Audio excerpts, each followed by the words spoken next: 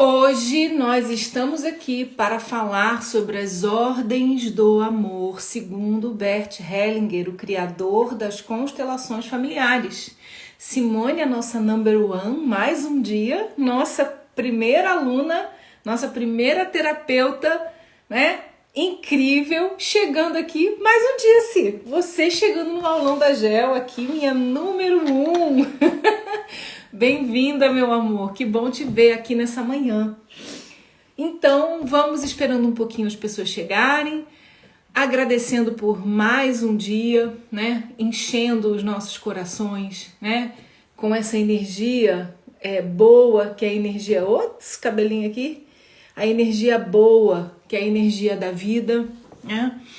Essa sensação de que, apesar de todos os desafios e dificuldades, somos buscadores, estamos aqui, né, para nos desenvolvermos, para a gente crescer como ser humano, como alma, como espírito, fazendo esses movimentos tão importantes, né, os movimentos de alma para que a gente cure nossas emoções e também nos predispondo a partir desse olhar, a partir dessa perspectiva, também fazer os nossos movimentos de alma.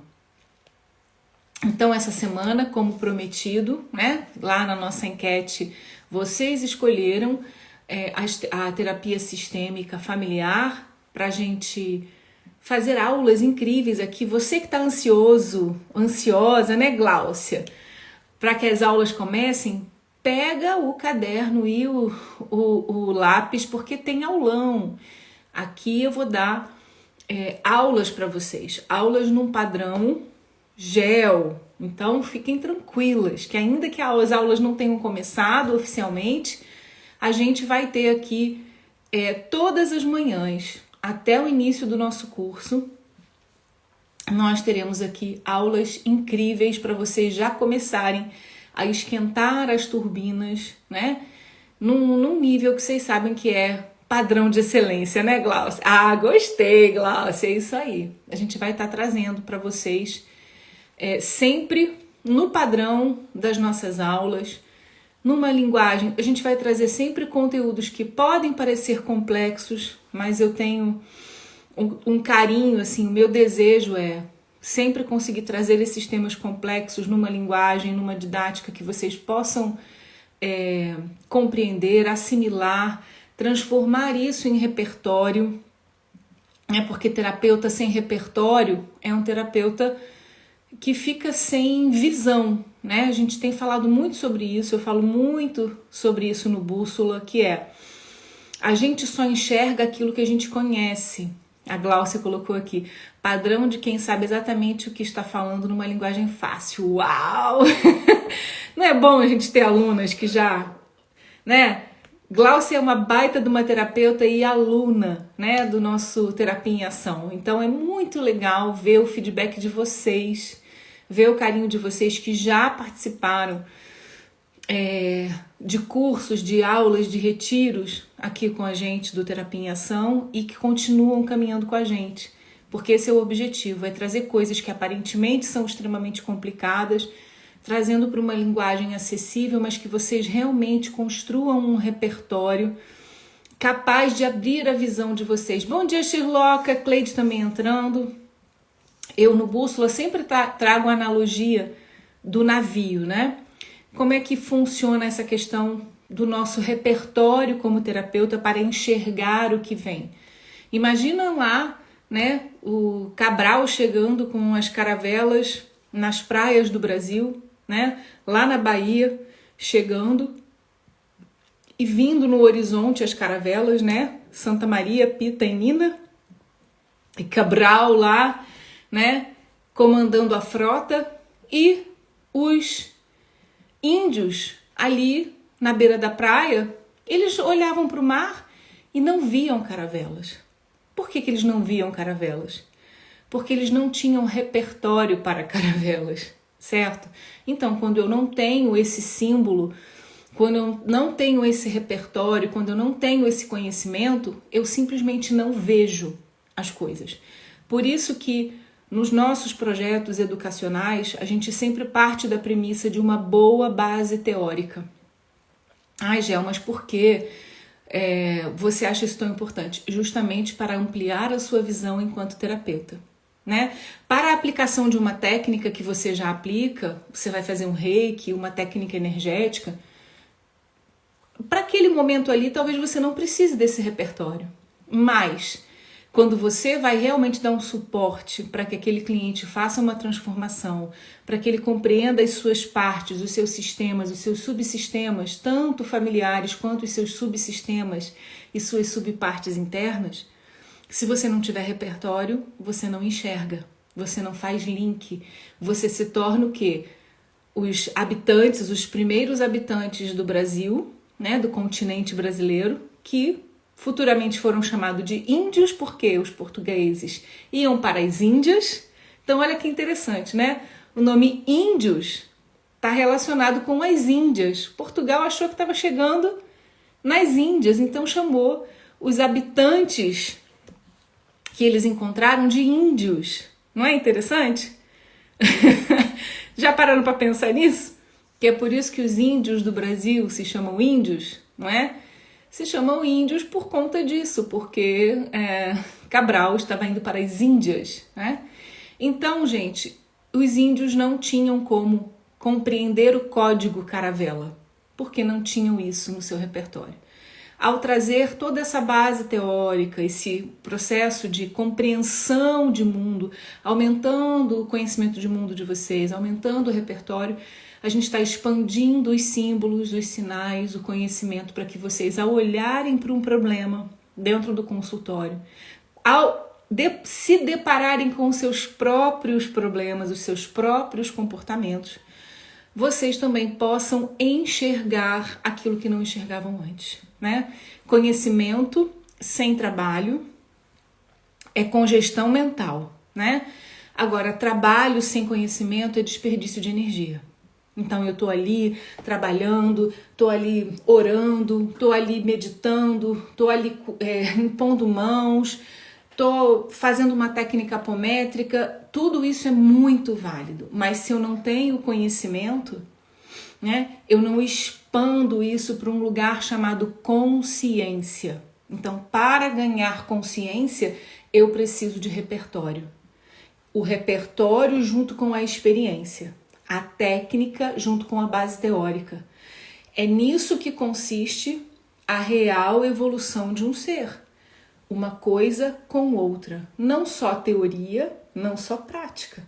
Então, eu tenho a prática funciona, impor mãos funciona, a gente empiricamente sabe que manusear energia faz parte da natureza humana, tudo é energia, mas ok, como são as dinâmicas?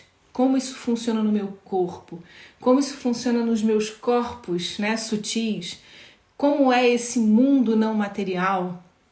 Como isso está conectado com o funcionamento do meu cérebro? Como isso está conectado com o funcionamento dos meus órgãos? Como isso se conecta com a forma como eu me coloco no mundo, né? Como eu lido com o meu corpo, com o meu prazer, com a minha existência, com o meu criar. Isso aí a gente já está falando de repertório, a gente já está falando de alguém que, ao avistar um navio, mesmo sem nunca ter visto antes, sabendo que existe, né, em algum lugar do mundo um navio, ao enxergar consegue decodificar aquele objeto, aquele símbolo. E é isso que o Cura 360 vem trazer pra gente, essa amplitude de horizontes, onde você vai ter ali então uma série de bases teóricas, psicologia corporal, psicanálise, né? Nós vamos estudar as estruturas do corpo físico sobre a luz da fisiologia, sobre a luz da medicina chinesa, sobre a luz da psicologia corporal. Nós vamos estudar análise junguiana, tudo bases. Vamos entrar um pouquinho nas constelações. Nós vamos estudar sobre sistemas internos, como funcionam as nossas partes psíquicas ou as nossas subpersonalidades. Nós vamos trazer para vocês uma grande base teórica, claro, numa linguagem acessível, com os pontos mais importantes, para que você comece a desenhar esses símbolos, para que você comece a ter esse repertório e ao cliente trazer para você, só de olhar para a forma como aquele cliente se comporta, como ele fala, como ele se expressa, se ele tem vivacidade, se ele não tem vivacidade, você já vai conseguir fazer uma grande anamnese olhando, apenas olhando e ouvindo o seu paciente. Porque, como eu disse, essa analogia com as caravelas, né, que chegaram às terras brasílias, né, ao descobrir o Brasil. Se eu não tenho nem sequer conhecimento daquele símbolo, eu nem sequer o enxergo. Aquilo passa totalmente desapercebido pelo meu campo de conhecimento, pelo meu campo de percepção. E é isso que nós estamos desenvolvendo didaticamente, dia após dia aqui, construindo esse conhecimento de forma que você, que pode não ter experiência nenhuma com terapia, eu fiz um monte de curso, ou eu só tenho vontade, eu quero mudar de carreira, eu tô cansada de trabalhar com o que eu trabalho, eu quero fazer um processo de autoconhecimento, eu quero expandir meus horizontes, não sei ainda se eu quero ser terapeuta, não importa qual é o seu objetivo. Você vai entrar e sair uma pessoa capaz de fazer um circuito 360 dentro das áreas de conhecimento, mental, físico, emocional e espiritual. A gente vai estudar apometria, bases apométricas, né? Como os espíritos se relacionam, como as pessoas extrafísicas se relacionam. Vamos estudar crianças estelares, frequências estelares, níveis de alma. Gente, eu vou te falar, eu não sei se tem um curso no mercado que pode te dar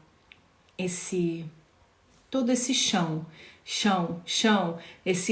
essa base para que você fique grande, né? Grande no sentido de robusto para enxergar os navios, as frotas e tudo aquilo que chegar, né, no seu campo de visão com relação ao autoconhecimento. A Cici colocou aqui, conteúdos através do seu repertório clareia muitíssimo. Sou super fã e seguidora dos seus cursos, workshops, lives e agora da sua metodologia. Só quem acompanha tudo sabe que sua entrega é comprometida. Ai, gente, vocês são muito importantes nesse processo, porque se vocês não me derem esse feedback, né? E isso é a prova, a gente chama no marketing digital, né, de prova social de o que a gente faz, traz transformação. Então, eu só tenho a agradecer. E com muita amorosidade, assim continua aqui, com o desejo de impulsionar cada uma de nós e desejar viver com leveza a realização de vida, gratidão. Gente, quando vocês se libertam, eu me liberto, né?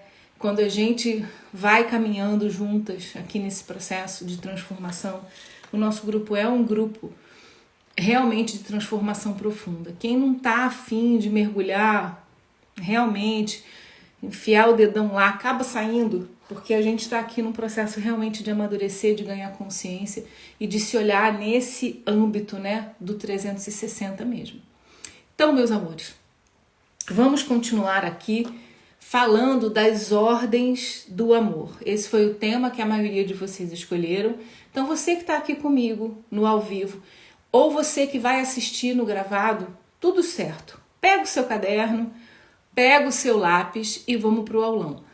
Alguém falou aqui sobre feminino e masculino? A Simônia falou, além do tema familiar, aquele também do masculino e feminino é fabuloso. Estou na torcida para isso também. Todos os temas que a gente colocou lá vão ser os temas das semanas, tá? Então vai vir na ordem. Eu acho que o próximo é o feminino e masculino. Eu tenho que olhar lá depois na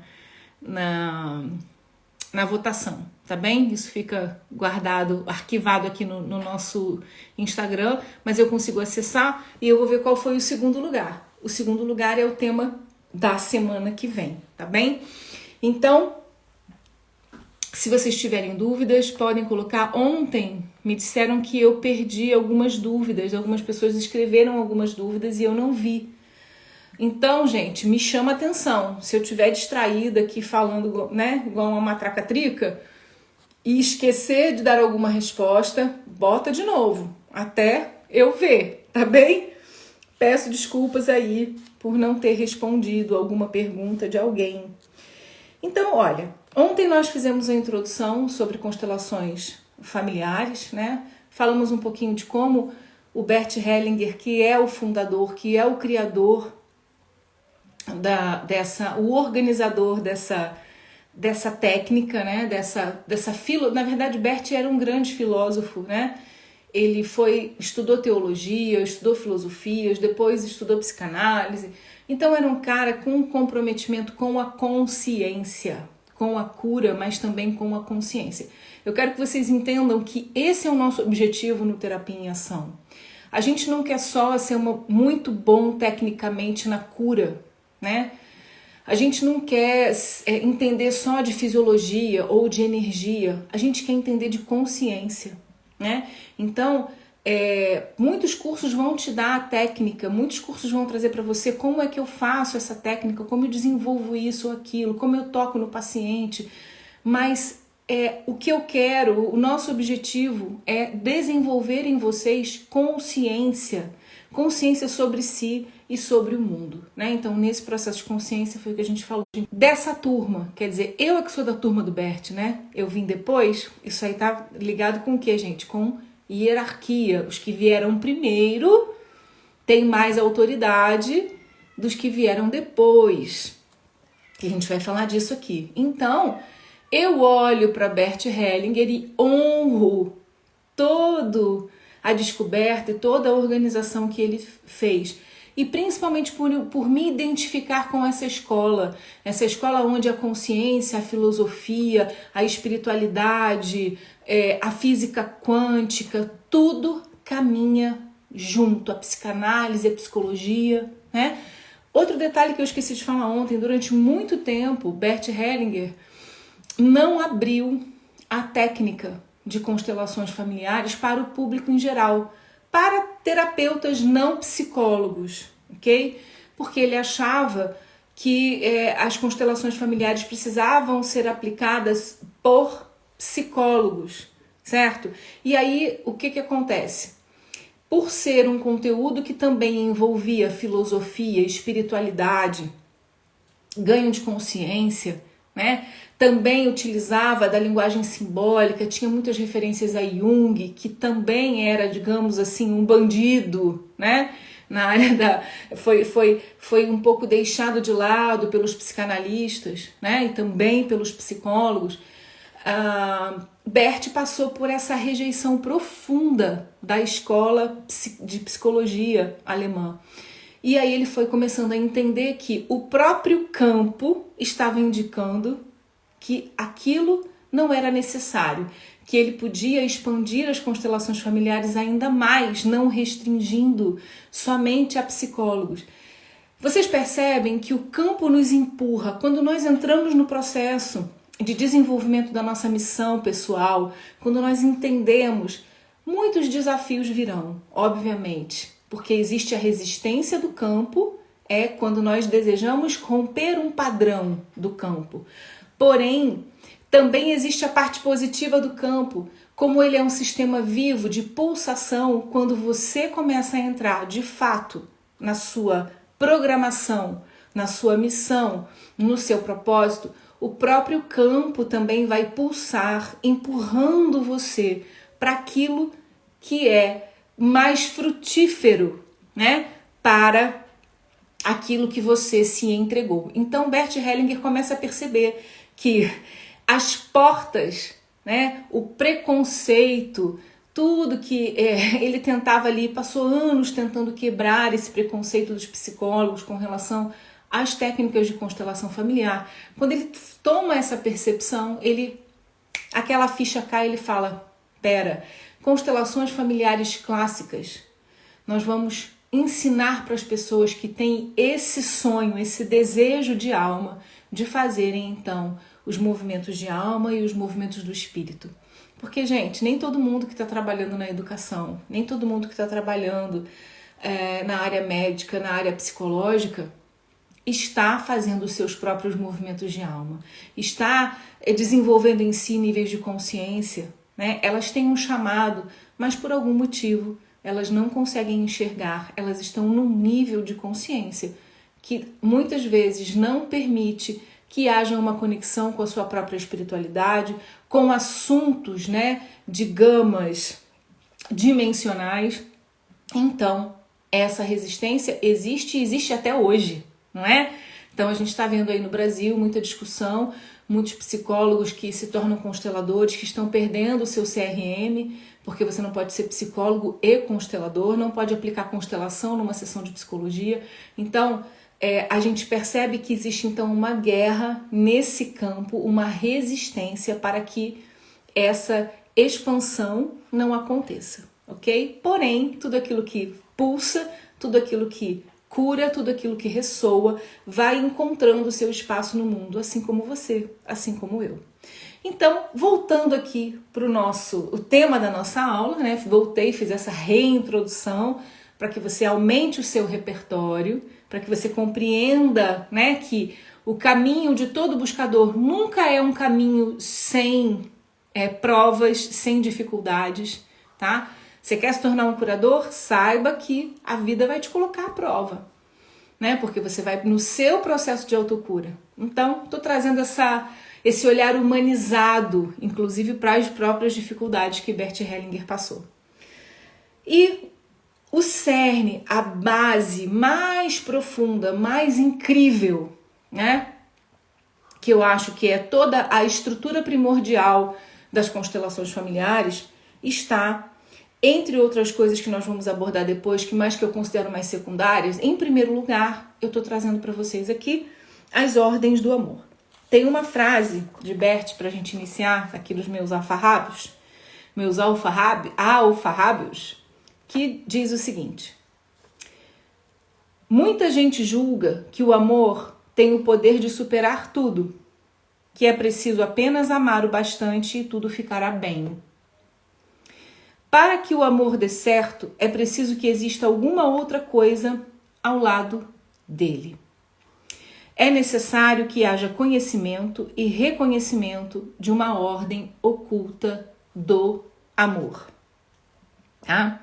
Então, a gente já começa desconstruindo, né, certos totens, né, certos preceitos, certos pressupostos que existem dentro da nossa psique, do nosso coração, do nosso sistema de crenças, que o amor tudo supera, tá? Então, Bert diz assim: o amor é muito importante, né? Claro, mas para que o amor dê certo, é preciso que exista a ordem.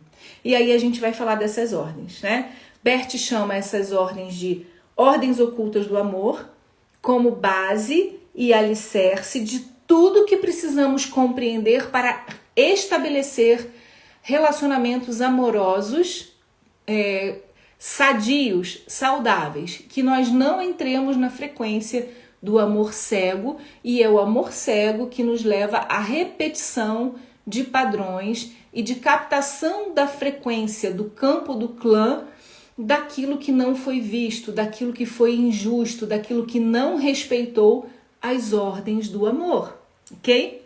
Então, e aí a pergunta é: por que as pessoas não respeitam essas ordens? Por que então isso não é ensinado? Por que então que a gente não tem conhecimento disso? Primeiro, vamos lá. Primeira coisa é porque a maioria das pessoas não conhecem esse conceito. Segundo, ao conhecerem esse conceito, muitas pessoas não desejam respeitar essas ordens. Por quê? Porque já existe uma série de dores, existe uma série de complicações psíquicas, existe uma série de manifestações na sua própria vida, né? Que são reflexo desse não respeito às ordens do amor, que começam a ficar inflamadas.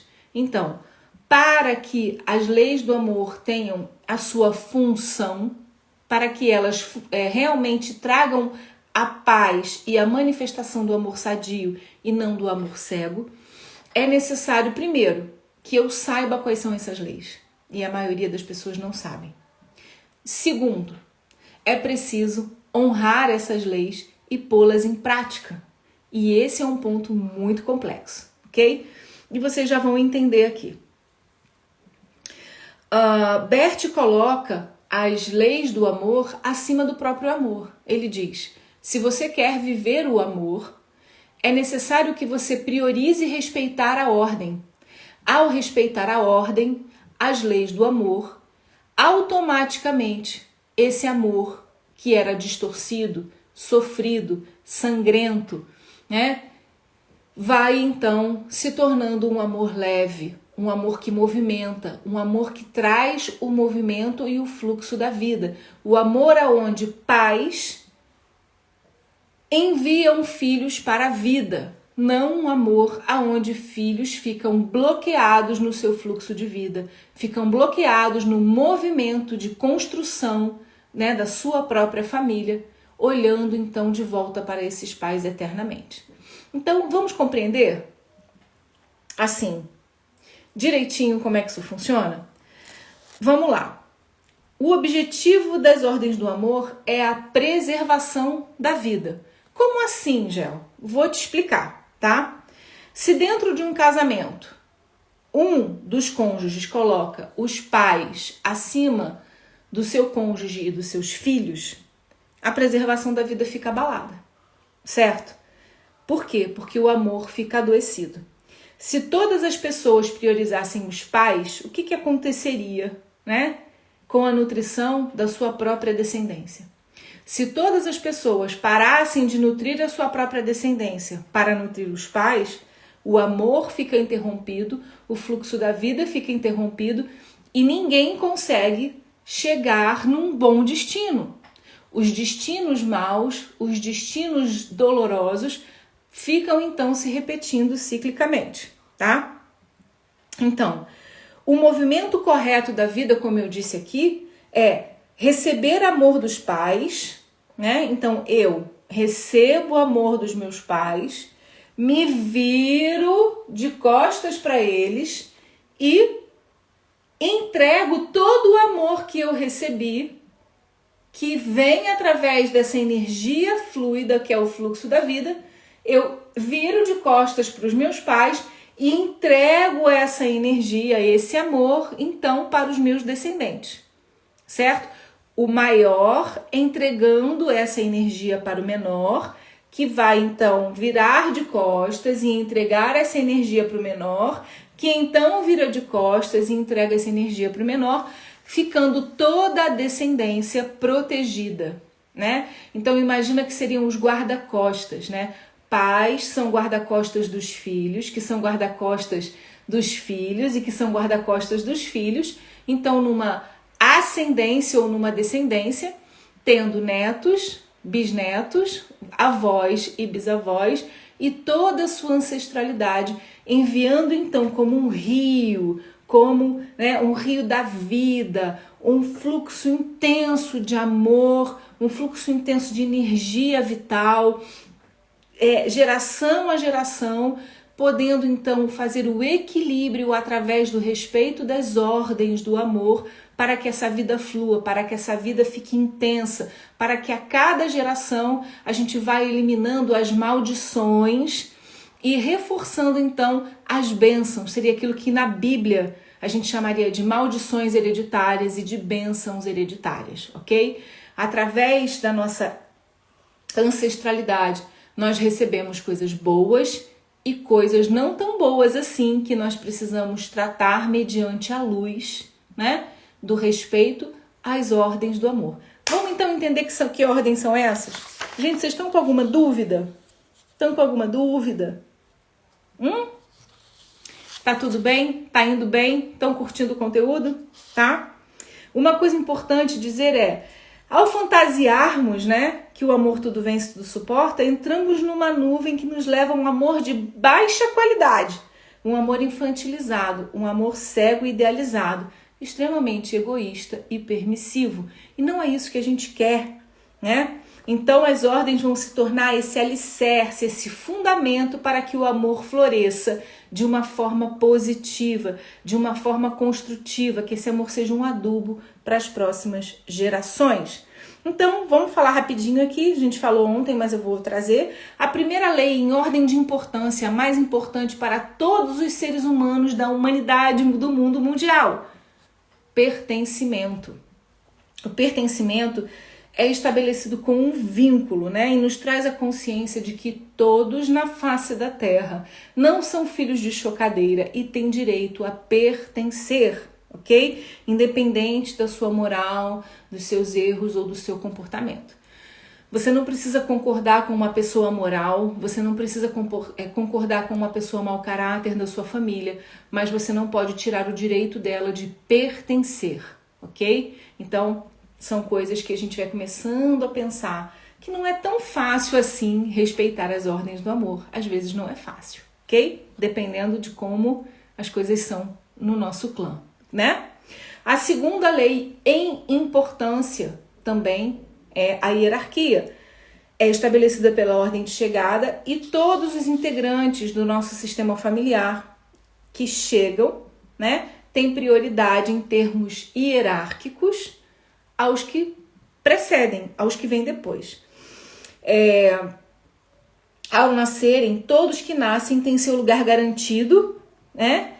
E depois, um após o outro, vai entrando nessa escala hierárquica, respeitando esse posicionamento, né? Dentro desse parâmetro da ordem do nascimento.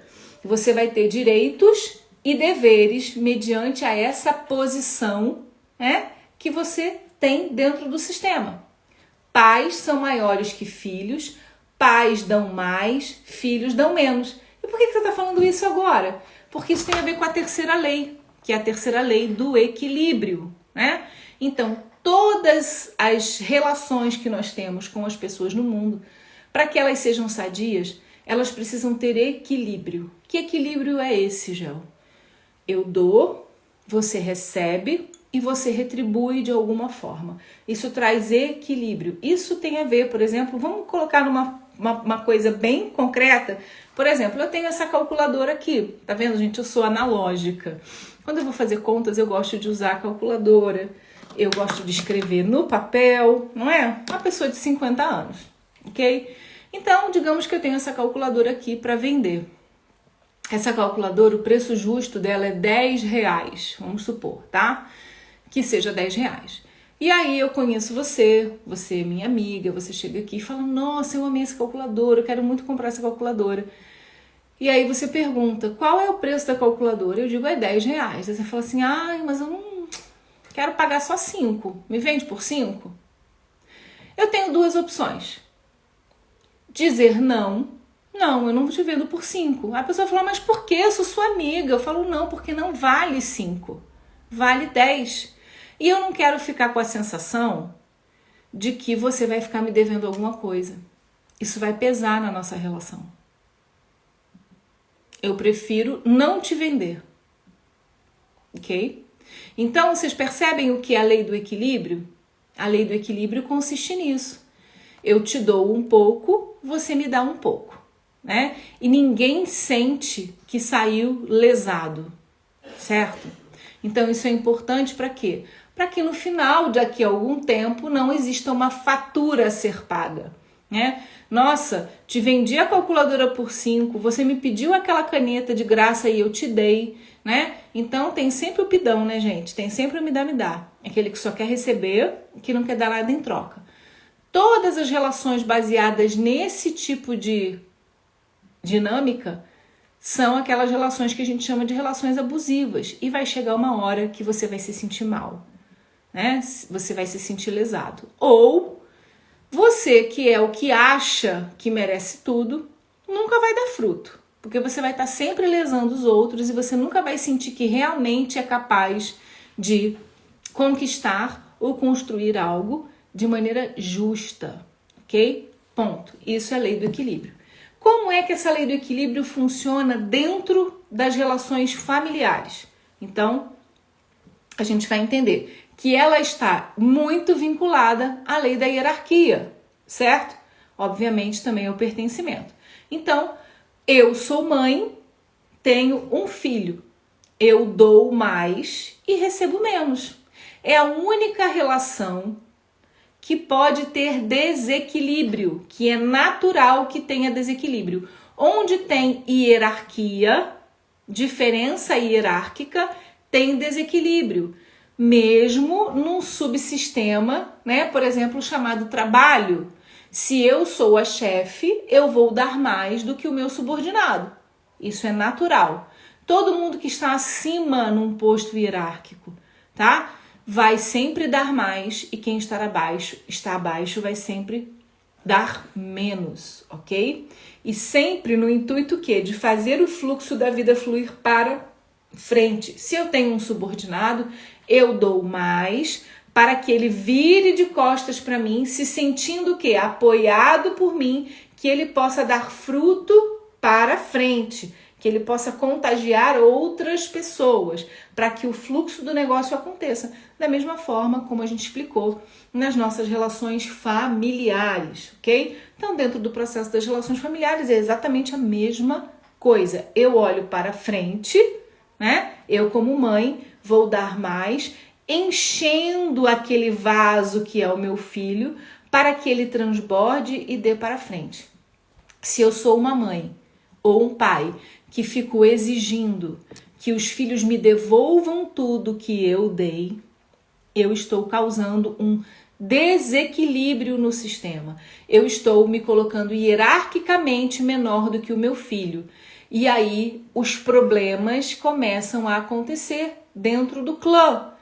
Por isso que Bert Hellinger diz que as ordens do amor estão acima do amor, porque quando eu respeito as ordens do amor, esse amor fica funcional. Quando eu desrespeito as ordens do amor, esse amor passa a se configurar por um amor tóxico, um amor distorcido. Eu vou gerando emaranhamentos psíquicos e emocionais, eu vou trazendo a disfunção, eu vou trazendo os conceitos do amor cego, eu vou repetindo padrões simplesmente para pertencer àquele sistema que adoeceu, ok? Gente, tá claro? Vocês estão curtindo? Fala pra mim, vou tomar um golinho aqui do meu chá, né? Resolvi trocar o copo, gente, porque o povo tava achando que eu bebia vinho de manhã. Isso é um chá gelado chamado kombucha, né? Ou kombucha, como você quiser. Não me embriago pela manhã, ok? É um chá.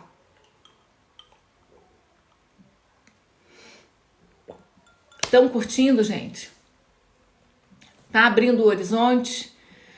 Tem alguma perguntinha para mim, para Moá? Bora aproveitar para escangalhar os traumas tudo aqui. Agora é a hora, agora é o momento. Bora, bora, bora. Tá? Então, como podemos saber se estamos ou não infringindo as ordens do amor? Bert nos coloca que é através, né, do movimento da vida. Então, quando as ordens não estão sendo respeitadas, a vida trava. Esse é um sintoma muito claro, tá? Qual é o sintoma mais claro que você vai perceber que as ordens do amor não estão sendo respeitadas? Quando você começa a ver o fluxo da vida, a abundância, a alegria, né? A manifestação da vida fluindo através de você. Quando você começa a ver parar a sua vida profissional, sua vida amorosa, problemas profissionais, tudo junto acontecendo ao mesmo tempo, é um momento de você parar para analisar se você está violando alguma ordem do amor. Né, Glauce? Para vocês é uma revisão, né? A Glauce faz parte da mentoria Roma Sistêmica, que é uma mentoria na qual elas saem, além de fazerem o seu processo de cura, né? Nós fizemos todo um processo, enquanto a gente aprende, a gente se trata de cura. Elas também saíram consteladoras na água, autoconsteladoras e consteladoras, né? Então hoje elas podem fazer e constelar, tem mais uma certificação, então elas saíram certificadas em constelações familiares do nosso Roma Sistêmica, né? Então por isso que ela está revendo o conteúdo. E aí, gente, antes da gente falar da lei do pertencimento, eu quero trazer essa grande poesia de Bert. Abra os seus ouvidos aí para ouvir. Eu trabalho muito com a constelação, é isso aí. A gente faz a formação, mata a cobra e mostra o pau, né, Glaucia? Faz a formação e vai trabalhar, vai dar fruto. Esse é o nosso objetivo aqui com todos os nossos cursos, que você aprenda algo e que você vá lá e aplique. Cláudia, você vai ter que... Eu quero te ver no Cura 360, mulher, porque nós vamos arrebentar. Tu não tem noção não do que tá, como é que tá vindo esse curso, não. Tu não tem noção. Ó, nós mexe até o ombrinho, sabe por quê? Porque a gente tem orgulho de saber que os nossos cursos têm essa formação de excelência, que vocês saem daqui se sentindo, se achando as boas terapeutas, porque é importante que vocês se reconheçam nesse lugar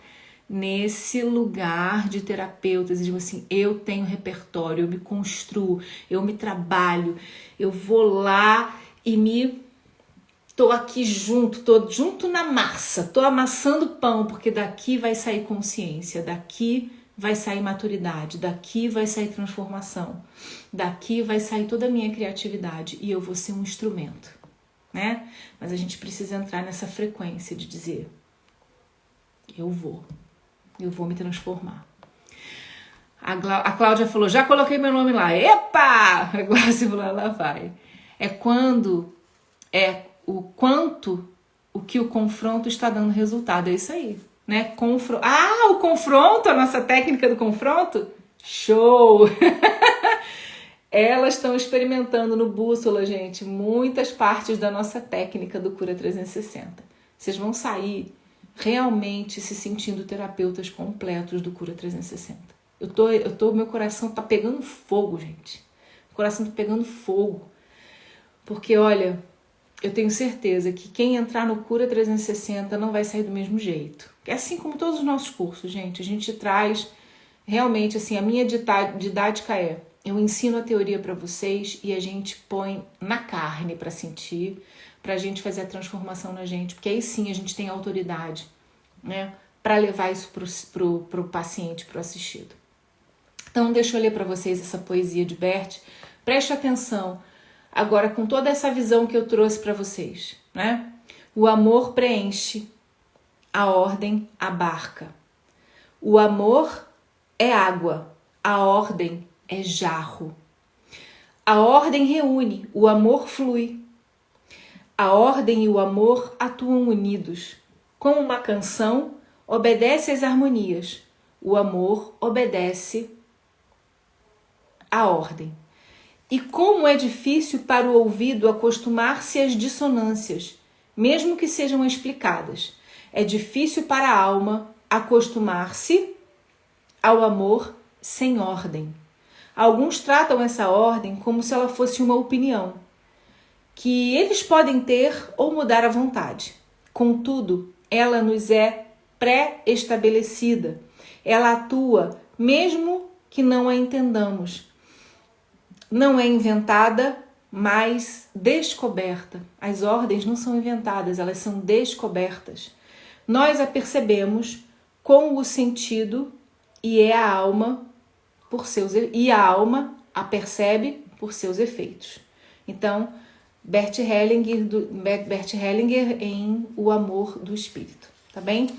Vamos falar então agora um pouquinho mais detalhado da lei do pertencimento. É a nosso último Borogodox aqui da nossa aula de hoje. Amanhã a gente vai falar de hierarquia e vamos falar de equilíbrio, ok?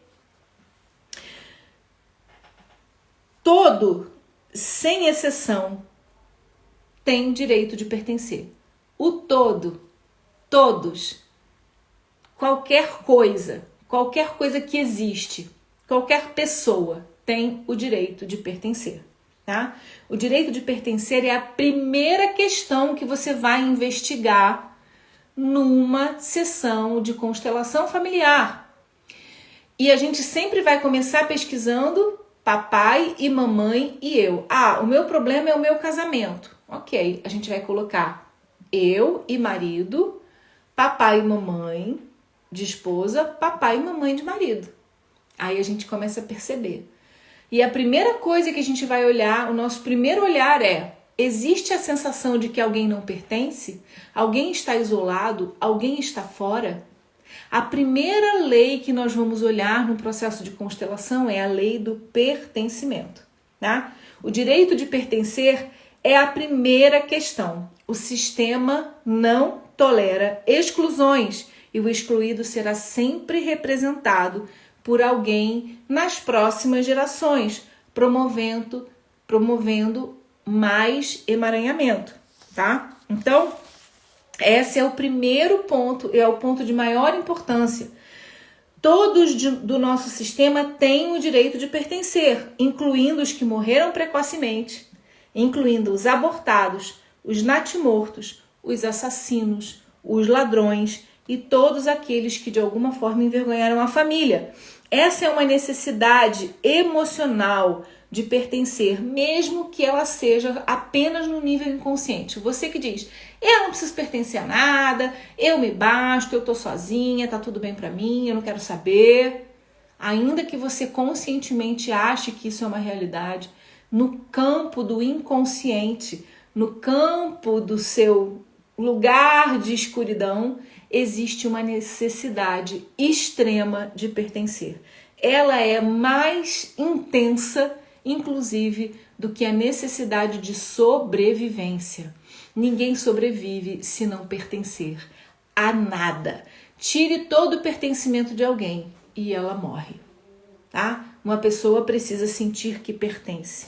Sem pertencimento não tem saúde. Sem pertencimento não tem motivo, não tem sequer, nenhuma luz no fim do túnel. Tire todo o pertencimento de alguém e essa pessoa simplesmente definha até que morre, até que faleça, ok? Para pertencer, as famílias criam códigos, as famílias criam lealdades invisíveis, as famílias criam crenças, expectativas, heranças e dívidas que vão sendo transmitidas de geração em geração. A lealdade inconsciente impulsiona a gente para quê? Para a repetição de padrões. Padrões que podem ser esses, inclusive positivos, e esses a gente não quer alterar, ok? Mas existem padrões muito negativos, ok? E esses padrões que são destrutivos para a família, que causam dano, eles precisam ser olhados e olhados sobre a luz das ordens, ok? As famílias elaboram contratos, elas criam códigos inconscientes para que as pessoas se sintam ali pertencendo. Vão criando regras, códigos, coisas que são velados, E que dentro desse contexto da história da família vão ali carregando aquele inconsciente do clã, vão carregando a memória do clã, criando mitos, criando situações, inclusive, que vão... Mas por que sempre morre alguém do coração na família? Sempre morre alguém assassinado? Todo mundo aqui tem problema com infertilidade. Então, esses códigos vão sendo transmitidos de geração em geração até que alguém olhe o porquê isso está acontecendo, tá? Então, frases aí, eu vou trazer para vocês algumas frases que denotam, tá? Que existe esse pertencimento cego, que existem contratos, que existem situações ou questões onde as pessoas vão se vinculando por aquilo que não é tão bom, tão positivo. Todo mundo na minha família tem problema de coração. Todo mundo na minha família é músico. Isso é uma coisa boa, Todos somos gordinhos. Todo mundo da minha família mora no mesmo bairro. Ninguém da minha família nunca fez uma viagem ao exterior, tá? Todas essas frases denotam o quê? O sentido de pertencimento. E às vezes, gente, a pessoa fala isso até com orgulho, Todo mundo na minha família é diabético, por isso que eu sou diabética. Você acha que essa pessoa vai deixar de ser diabética em algum momento da vida dela? Não vai, porque ela pertence dessa forma, tá? Ela pertence dessa forma. E esses padrões negativos de doença, de dor, de comportamentos autodestrutivos geram essa sensação de pertencimento, mas elas estão representando alguém que em algum momento não foi visto dentro da família, tá? E eu vou trazer para vocês algumas regras de pertencimento. Estamos quase encerrando a nossa aula, tá, gente? Anota aí. Parentes consanguíneos, né, são a prioridade nessa regra de pertencimento. Então, como eu disse, todos os filhos abortados, natimortos, gerados com óvulo espermatozoide e mesmo por inseminação artificial, tá?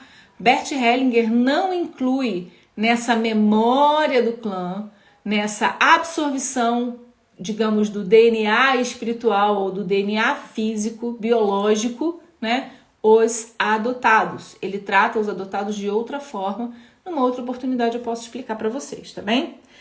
Pais e irmãos dos pais não precisa incluir cônjuge dos tios nem os primos. Você vai sempre estar olhando dentro do padrão do sistema pais e irmãos dos pais, ok? Avós, tá? Bisavós. Quando existem padrões de guerra, escravidão, catástrofes mundiais e coisas assim, certo? E quem ganha o direito posterior de pertencer? Ex-mulher e ex-marido nunca são excluídos do sistema, principalmente se houverem filhos, tá? Pessoas que por morte se sacrificaram pela família, tá? Todos nós que somos, pessoas que por morte prematura favorecem o sistema com uma herança recebida, tá? Pertencimento por dano. O que é esse pertencimento por dano? Quando a família fez um dano a alguém, né? Então, se eu faço um dano a alguém, eu preciso trazer para o meu sistema aquela pessoa que eu danei, ok? Quando há dano, há padrão de repetição negativo dentro do sistema, ok? E pessoas que participaram de tragédias que mudaram a família. Então, quando alguém na família foi assassinado, o assassino pertence ao sistema. Eles atuam e influenciam o sistema até que lhe seja dado o direito de pertencer, tá? Para que os agressores e as vítimas juntos encontrem paz, ok? Quando um patrimônio é adquirido em uma família, custa de muitos. E aí, então, todos no sistema familiar pagam por esse dano. Essa questão aqui que Bert traz, ou causou, vou encerrar falando sobre isso, porque foi algo muito polêmico na vida de Bert Hellinger, né? Quando, numa Alemanha pós-nazismo, ele disse o seguinte: para que haja paz na Alemanha, né, precisamos parar de excluir os agressores. Ele não estava dizendo, né, que ele achava que os agressores tinham feito coisas boas. O que ele disse para que a memória dos clãs ficassem em paz, para que agressores e vítimas pudessem estar em paz, era necessário que houvesse a inclusão de agressores e de vítimas nos respectivos clãs. Tanto o clã do agressor colocar as vítimas, né, como pertencentes do seu clã, tanto quanto aqueles que foram agredidos. Colocarem os agressores dentro do seu clã.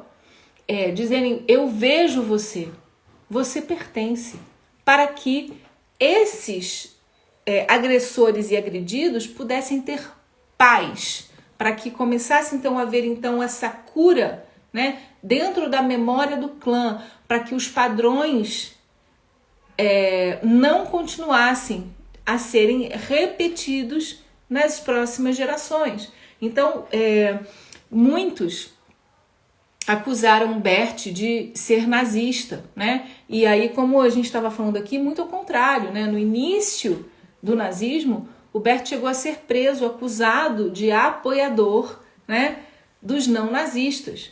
Então, ele foi considerado traidor antes e depois, né? Durante a guerra, ele foi acusado pelos nazistas de ser contra o nazismo. E pós o nazismo, quando ele traz essa bandeira de paz, dizendo todos pertencem, inclusive os abusadores e os abusados, os agressores e os agredidos, né? É necessário que a gente traga essa paz, que a gente fique em paz com todas essas partes do sistema, né? Porque estão completamente ligados. Quando existe alguém que dana o outro, eles se ligam energeticamente. Então, quando nós fazemos o movimento de dizer, eu vejo você. Você que me machucou, você que me agrediu, eu vejo você. Né? E aí quando ele traz esse conceito, ele é mais uma vez acusado, né? Aí ele passa a ser acusado de apoiador ao nazismo depois que o nazismo já não existe. Por quê? Porque como vivemos no mundo da dualidade, é muito difícil para os seres humanos em geral compreenderem, né, que o que Bert estava fazendo era sair da dualidade. A dualidade é que nos escraviza. A falta de perdão é que nos escraviza. A autojustiça é que nos escraviza.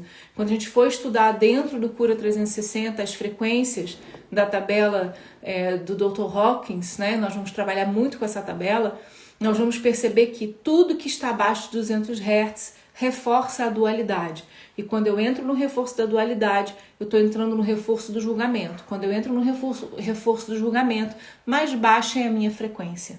Quanto mais eu tento negar, né, o mal que existe em mim, dizendo que o mal está fora, está no outro, é o nazista, é o assassino, é o ladrão, e que eu não tenho nada com isso, quanto mais dual fica a minha mente, quanto mais dual ficam os meus sentimentos, mais baixa é a minha frequência. A frequência do amor, né, ela só acontece quando há, então, a liberação desse julgamento. Ok, ninguém está dizendo aqui que quem errou não tem que pagar por aquilo que fez. O que a gente está dizendo é, eu não preciso excluir, eu não preciso condenar aquele que já está condenado. Eu simplesmente digo, eu te vejo, você pertence. E eu não vou tirar de você as consequências daquilo que você fez, mas eu quero que você saiba que eu te vejo. Porque todo aquele que lesa o outro representa também dentro do seu próprio sistema alguém que não foi visto, alguém que foi excluído. Eu não sei se isso está muito louco na cabeça de vocês, mas eu acredito que isso tenha, talvez para alguns que não conhecem muito, né, sobre constelações familiares, seja algum tipo de choque, né? Mas eu acho que essa é uma das lições mais bonitas que a gente aprende aqui com a constelação sistêmica familiar e fazendo paralelo, né, com outras filosofias e com outras teorias psíquicas, espirituais, a gente vai compreendendo que tudo isso perpassa por um único lugar. A forma como eu vejo o mundo modifica o mundo, né? E a gente aí está falando então da física quântica também. Todas essas teorias psíquicas, elas têm como base a visão quântica, que é, para aquilo que eu olho, aquilo se realiza, aquilo se transforma. Se eu fico apenas olhando para quem me lesou, para a dor, se eu não aceito aquilo como parte do meu sistema e continuo acusando, olhando, eu vou me tornar exatamente aquilo que eu acuso, exatamente aquilo que eu foco. Então, dentro da física quântica e dentro das teorias psíquicas, a gente começa a perceber o seguinte, tudo aquilo que te atormenta, aquilo precisa simplesmente passar a fazer parte de você, tendo um lugar de honra, dizendo, essa dor é minha, essa situação é a da minha família. Existem ladrões, sim, houveram estupradores, abusadores, mas todos eles fazem parte, assim como eu também aceito todas as partes de dentro do meu próprio sistema interno que também ainda não são iluminadas. A gente não está passando a mão, a gente não está tirando a lei de causa e efeito, né, que vai atuar sobre aquela energia, mas nós estamos nos colocando à parte do julgamento, nos colocando simplesmente no lugar de pessoas dentro do sistema que podem acolher a sombra coletiva para que então eu comece a conseguir olhar para a minha própria sombra. Vamos parar de fugir da nossa sombra e da sombra coletiva para que de fato a consciência e a cura chegue ao planeta Terra e que a gente possa sair da roda de Sansara, que a gente possa sair da dualidade, compreendendo tudo com uma visão de cima. Como Jesus disse lá na cruz do Calvário, perdoa, Pai, eles não sabem o que fazem. Uma pessoa que tem uma consciência iluminada, ela sai do julgamento e sai da dualidade. Ela é capaz de olhar para aquele que o lesou e dizer, eu amo você, você pertence. E ficamos com essa lição, né, sobre pertencimento, a maior dor da humanidade, uma necessidade acima da necessidade de sobrevivência, tá bem? Encerramos o aulão da GEL. Espero vocês amanhã, até sexta-feira. A gente vai estar falando sobre sistemas familiares, tá bom? A Gláucia colocou muito esclarecedor, sempre uma enxurrada de conhecimento cheio de amor. Estamos aqui para isso, não é? Como eu disse, todo conhecimento construído aqui no Terapia em Ação é um conhecimento transformacional. Como eu disse, Cura 360 não é só para quem quer ser terapeuta, são para os alquimistas, né? Os alquimistas da sua própria alma, para aqueles que querem e desejam e sonham em se transformarem, em serem seres conscientes de si mesmos, não é? Então, estamos aqui nesse grande e belo movimento. Obrigada por vocês estarem aqui, tá bem? Claudinha, um beijo. Glauci, obrigada. Todos vocês que estão aqui ainda comigo, muito obrigada. E sigamos juntos, tá bem? Amanhã, às 8 horas da manhã. Se você tem gostado do aulão, compartilha, convida o pessoal para vir aqui, para estar com a gente, tá bem? Um grande beijo. Até amanhã, meus amores.